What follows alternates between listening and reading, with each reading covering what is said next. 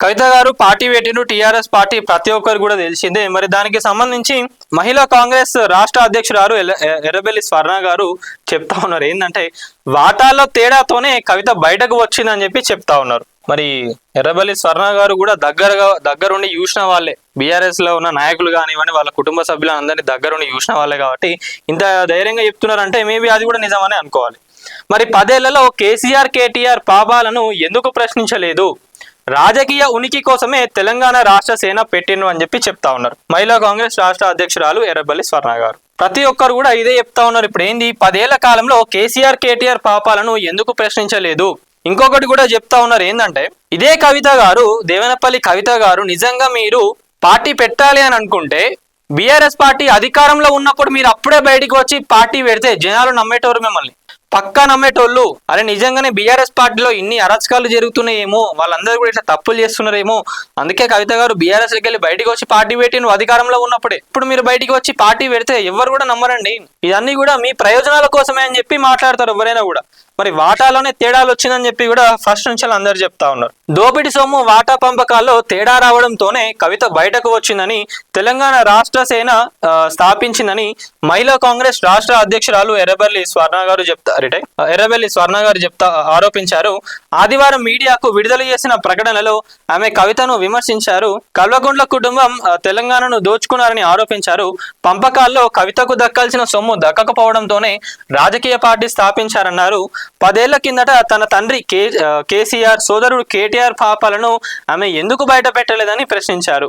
ఇదే జరిగితే తెలంగాణ సమాజం ఆమెను విశ్వసించేదన్నారు. కానీ ఇప్పుడు రాజకీయ ఉనికి కోసమే పార్టీ పెట్టి ప్రజలను మభ్యపెట్టాలని చూడడం హాస్యాస్పదం అన్నారు. రాష్ట్ర ప్రజలు కవితనే కాదు కల్వకుంట్ల కుటుంబాన్ని ఎప్పటికీ విశ్వసించారని పేర్కొన్నారు. తెలంగాణ ప్రజలను నట్టెట్ట ముంచి ఇప్పుడు ఆత్మగౌరవం అంటూ వ్యాఖ్యలు చేయడం విడ్డూరంగా ఉందన్నారు. ఇతర రాష్ట్రాల మధ్య వ్యాపారాల్లో తలదూర్చిన వారు ఆత్మగౌరవం అనే పదం వాడడం అనైతిక అని ఆరోపించారు.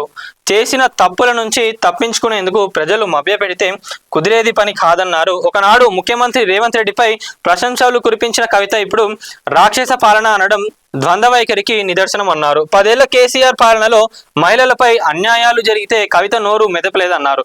మరి ఇంత ధైర్యం వచ్చిన కవిత గారికి అప్పుడు ఎందుకు రాలేదు? ఇప్పుడు బయటికి వచ్చి మీరు ఇన్ని మాటలు మాట్లాడుతూ ఉన్నారు కదా, ఎందుకు బీఆర్ఎస్ పార్టీకి అధికారం లేదనా? మరి ఈ రోజు మీరు ఇట్లున్నారంటే నిజంగా ఈ రోజు కవిత గారు పార్టీ పెట్టిండ్రు అని అంటే బీఆర్ఎస్ ప్రభుత్వం అప్పుడు అధికారంలో ఉన్నందుకే కేసీఆర్ గారు, కేటీఆర్ గారు, బీఆర్ఎస్ లో ఉన్న ప్రతి ఒక్క నాయకులు కూడా మీ వెనకాల ఉన్నారు కాబట్టే మీరు ఈ రోజు పార్టీ పెట్టగలిగినారు, మీరు ఈ రోజు ఈ స్టేజ్ లో ఉన్నారు అని చెప్పి చెప్తా ఉన్నారు అక్కడ అందరు కూడా. మరి అదే ఇక్కడ స్వర్ణ గారు కూడా గదే చెప్తా ఉన్నారు ఏంటంటే మీరు బీఆర్ఎస్ పార్టీ అధికారంలో ఉన్నప్పుడే మీరు బయటికి వచ్చి పార్టీ పెడితే జనాలు నమ్మేటోళ్ళు. కానీ మీరు ఇప్పుడు వచ్చి పెట్టిండ్రు కాబట్టి మీ బీఆర్ఎస్ పార్టీని నమ్మరు, మిమ్మల్ని నమ్మరు, మీ టీఆర్ఎస్ పార్టీ కవిత గారిని కూడా నమ్మరు అని చెప్పి స్వర్ణ గారు అయితే చెప్తా ఉన్నారు. మరి కల్వకుంట్ల కుటుంబంపై వచ్చే అవినీతి ఆరోపణలు వారి వ్యక్తిగతమని స్వర్ణ పేర్కొన్నారు. దీనిని తెలంగాణ సమాజంపై దాడిగా చిత్రీకరించి తప్పించుకోవాలని ప్రయత్నించడం అవివేకమని ఎర్రబెల్లి స్వర్ణ గారు విమర్శించారు. ఇది మొత్తానికి అయితే అదే చెప్తున్నా ఏంటంటే స్వర్ణ గారు కూడా ఇప్పటి నుంచో పాలిటిక్స్ లో ఉన్నారు కాబట్టి బీఆర్ఎస్ పార్టీ ఏంది, కేసీఆర్ గారి కుటుంబంలో ఉన్న వాళ్ళందరూ ఏందనేది వాళ్ళకి తెలుసు కాబట్టి చెప్పిండ్రు. నిజంగా కవిత గారు అప్పుడే బయటకు వస్తే అయిపోతుండే. మరి నిజంగా కవిత గారు ఇన్ని అవకతవకలు, ఇన్ని అరాచకాలు బీఆర్ఎస్ పార్టీలో చూసినప్పుడు అప్పుడు ఎందుకు మాట్లాడలేదు? ఇప్పుడు చెప్తా ఉన్నారు కదా ఉద్యమకారులను పక్కకు పెట్టిండ్రు, వాళ్ళందరినీ ఎవరైతే కొట్టిన వాళ్ళు ఉన్నారో వాళ్ళందరినీ పార్టీలో పెట్టుకున్నారు కేసీఆర్ గారు అని చెప్తా ఉన్నారు కదా. మరి వాళ్ళందరితో మీరు బీఆర్ఎస్ పార్టీలో ఉన్నప్పుడు ఎట్లా మంచిగా ఉన్నారు? ఏ నాయకుడు అయినా కూడా ఒక దగ్గర తప్పు జరుగుతుందంటే అప్పుడే వేలెత్తి చూపాలి. అవన్నీ అయిపోయినాక జనాలందరూ దాన్ని మర్చిపోయినాక అప్పుడు ఇట్లా అయిందంటే ఎవరు నమ్ముతారండి?